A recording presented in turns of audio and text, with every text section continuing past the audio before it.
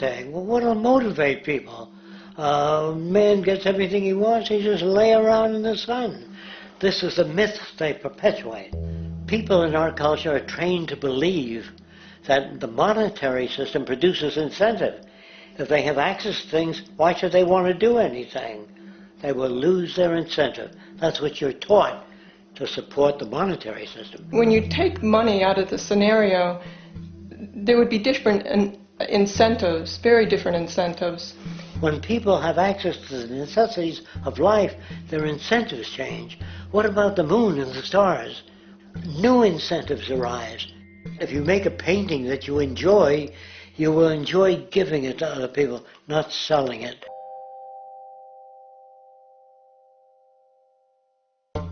I think most of the education that I've seen today is essentially producing a person for a job. It's very specialized. They're not generalists. People don't know a lot about a lot of different subjects. I don't think you could get people to go to war if they knew a lot about a lot of things. I think education is mostly rote, and they're not taught how to solve problems. They're not given the tools, emotionally or within their own field, of how to do critical thinking. A resource-based economy, the education would be very different. Our society's major concern is mental development and to motivate each person to their highest potential. Because our philosophy is the smarter people are, the richer the world, because everybody becomes a contributor. The smarter your kids are, the better my life will be, because they'll be contributing more constructively to the environment and to my life, because everything that we devise within a resource-based economy would be applied to society. There would be nothing to hold it back. Patriotism, weapons, armies, navies, all that is a sign that we're not civilized yet.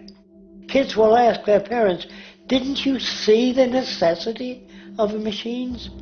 Dad, couldn't you see that war was inevitable when you produce scarcity? Isn't it obvious? Of course the kid will understand that you were pinheads, raised merely to serve the established institutions. We're such an abominable, sick society that we won't make the history book. They just say that large nations took land from smaller nations, used force and violence. You'll get history talked about as corrupt behavior all the way along until the beginning of the civilized world. That's when all the nations worked together. World unification, working toward common good for all human beings, and without anyone being subservient to anyone else. Without social stratification, whether it be technical elitism or any other kind of elitism, eradicated from the face of the earth. The state does nothing because there is no state. Because there is no state. The system I advocate, a resource-based global economy, is not perfect. It's just a lot better than what we have. We can never achieve perfection.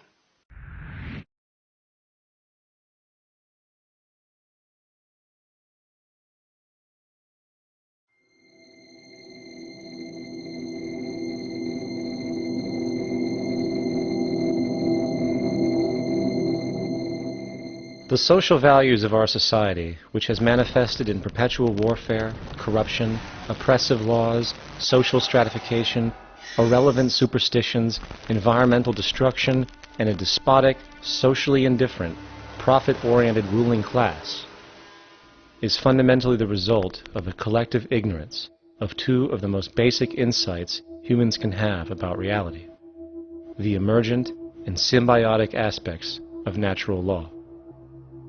The emergent nature of reality is that all systems, whether it is knowledge, society, technology, philosophy, or any other creation, will, when uninhibited, undergo fluid, perpetual change.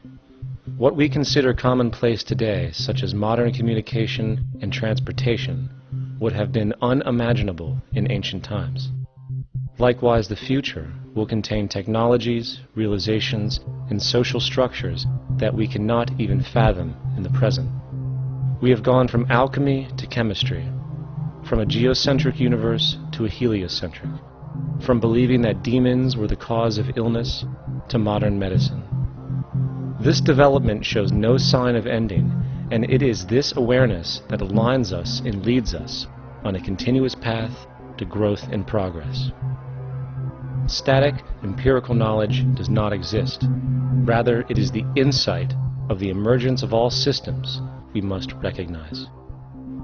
This means we must be open to new information at all times, even if it threatens our current belief system and hence identities.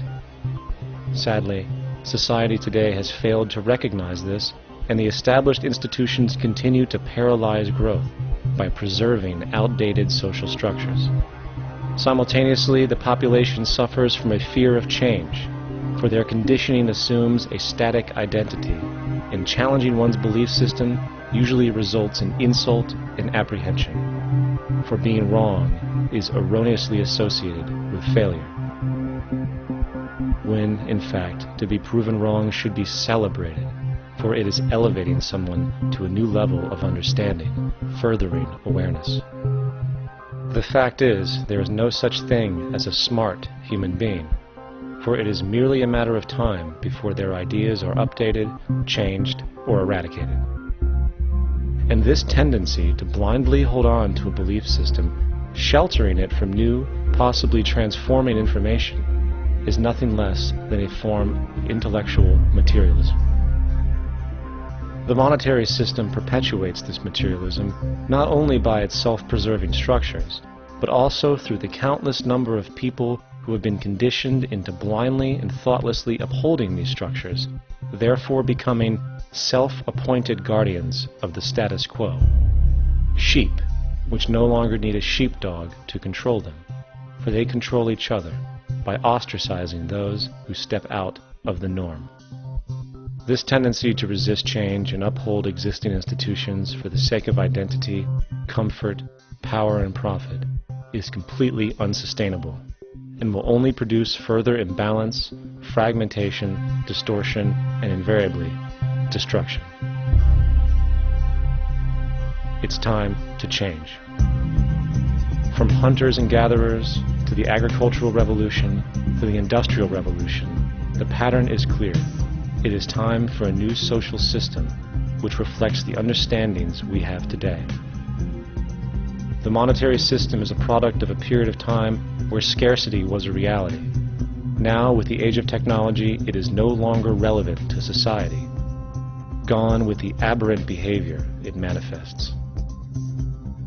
Likewise, dominant worldviews, such as theistic religion, operate with the same social irrelevancy. Islam, Christianity, Judaism, Hinduism, and all of the others exist as barriers to personal and social growth, for each group perpetuates a closed worldview, and this finite understanding that they acknowledge is simply not possible in an emergent universe. Yet, religion has succeeded in shutting down the awareness of this emergence by instilling the psychological distortion of faith upon its followers, where logic and new information is rejected in favor of traditionalized, outdated beliefs.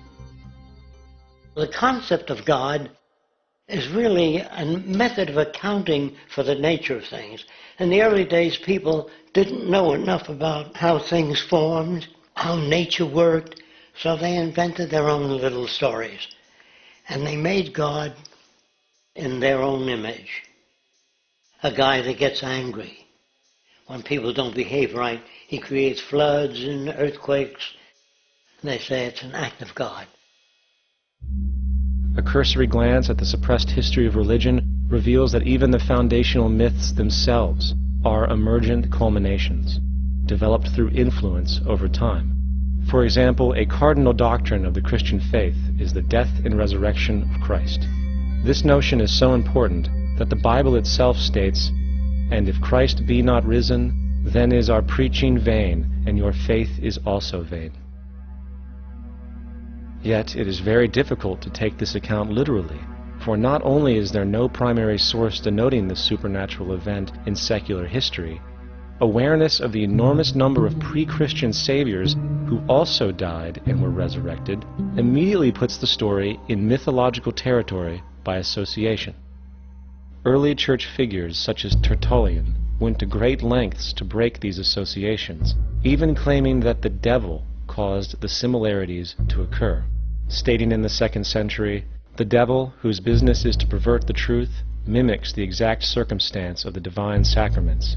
He baptizes his believers and promises forgiveness of sins.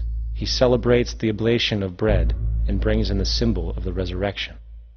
Let us therefore acknowledge the craftiness of the devil, who copied certain things of those that be divine." What is truly sad, however, is that when we cease the idea that the stories from Christianity, Judaism, Islam, and all the others are literal history, and accept them for what they really are, which are purely allegorical expressions derived from many faiths, we see that all religions share a common thread, and it is this unifying imperative that needs to be recognized and appreciated. Religious belief has caused more fragmentation and conflict than any other ideology. Christianity alone has 34,000 different subgroups. The Bible is subject to interpretation. When you read it, you say, I think Jesus meant this. I think Job meant that. Oh no, he meant this. So you have the Lutheran, the Seventh-day Adventist, the Catholic, and a church divided is no church at all. And a church divided is no church at all. And this point on division, which is a trademark of all theistic religions, brings us to our second failure of awareness, the false assumption of separation through the rejection of the symbiotic relationship of life. Apart from the understanding that all natural systems are emergent, where all notions of reality will be constantly developed, altered, and even eradicated, we must also understand that all systems are, in fact, invented fragments, merely for the sake of conversation. For there is no such thing as independence in nature. The whole of nature is a unified system of interdependent variables, each a cause and a reaction, existing only as a concentrated whole. You don't see the plug connected to the environment, so it looks like we're free, wandering around. Take the oxygen away, we all die immediately. Take plant life away, we die. And without the sun, all the plants die. So we are connected. We really must take into account the totality. This isn't just a human experience on this planet. This is a total experience. And we know we can't survive without plants and animals. We know we can't survive without the four elements, you know. And so when are we going to really start taking that into account? That's what it is to be successful. Success depends on how well we relate to everything around us. I'm very aware of the fact that my grandson cannot possibly hope to inherit a sustainable, peaceful, stable, socially just world unless every child today growing up in Ethiopia, in Indonesia, in Bolivia, in Palestine, in Israel also has that same expectation. You got to take care of the whole community or you're going to have serious problems. And now we have to see that the whole world is the community. And we must all take care of each other that way. And it's not just a community of human beings. It's a community of plants and animals and elements. And we really need to understand that. That's what's going to bring us joy, too, and pleasure. That's what's missing in our lives right now. We can call it spirituality, but the fact of the matter is joy comes from that bliss of connectedness. That's our God spirit. That's that side of ourselves that really feels it. And you can feel it deep inside you. It's this amazing, wonderful feeling. And you know it when you get it. You don't get it from money. You get it from connection. Now, if that isn't a hazard to this country, how are we going to keep building nuclear weapons? You know what I mean? What's going to happen to the arms industry when we realize we're all one? It's going to fuck up the economy. The economy that's fake anyway. The economy that's fake anyway. The economy that's fake anyway. The economy that's fake anyway. The economy that's fake anyway. Which would be a real bummer. You can see why the government's cracking down on the idea of experiencing unconditional love.